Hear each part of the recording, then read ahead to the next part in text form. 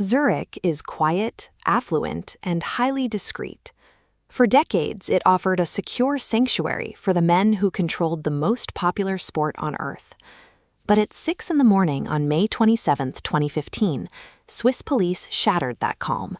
They raided the luxury hotel Bauer au Lac, arresting top sports executives who hid behind white hotel bedsheets as they were led to unmarked cars. This raid was the result of a massive United States Department of Justice indictment. It detailed a 24-year, $150 million bribery scheme.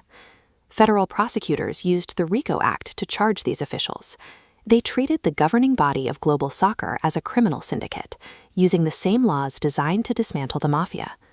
Attorney General Loretta Lynch charged that corruption had been institutionalized over at least 2 generations of soccer officials. They allegedly used their power to collect millions in illegal kickbacks from sports marketing firms. FBI Director James Comey stated that these illegal payments and kickbacks had become the standard way of doing business at FIFA. To understand how a global nonprofit became a criminal enterprise, we have to look at the architects who designed this machine. In the 1970s, João Havelange began monopolizing FIFA's commercial and television rights, transforming the World Cup into a massive revenue generator. FIFA partnered with marketing firms like ISL, funneling massive, unregulated cash into its center.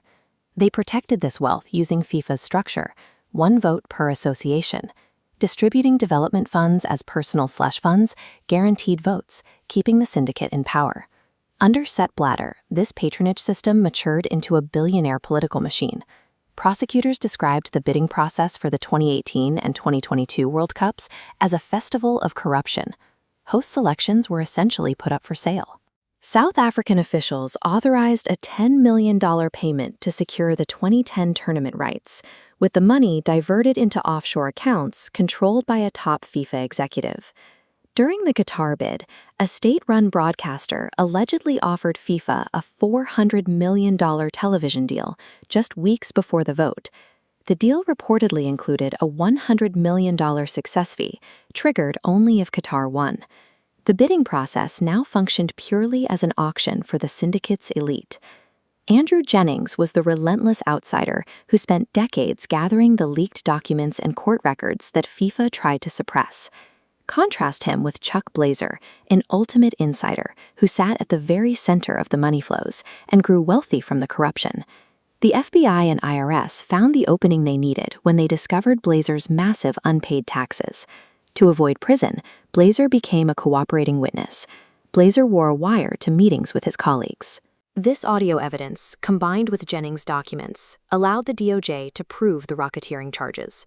The syndicate finally met its end through its own paper trail and a compromised boss desperate to save himself.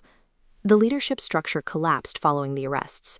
Dozens of officials pleaded guilty, and the government seized hundreds of millions of dollars in forfeitures. The Ethics Committee eventually issued multi-year bans to the sport's 2 most powerful men, Sepp Blatter and Michel Platini. While the old guard was removed, the removal of the bosses simply created a vacuum at the top of the organization. Today, Gianni Infantino leads FIFA from its modern, glass-walled global headquarters in Zurich. Independent oversight reforms introduced after the scandal were later rolled back, returning massive power to the FIFA Council.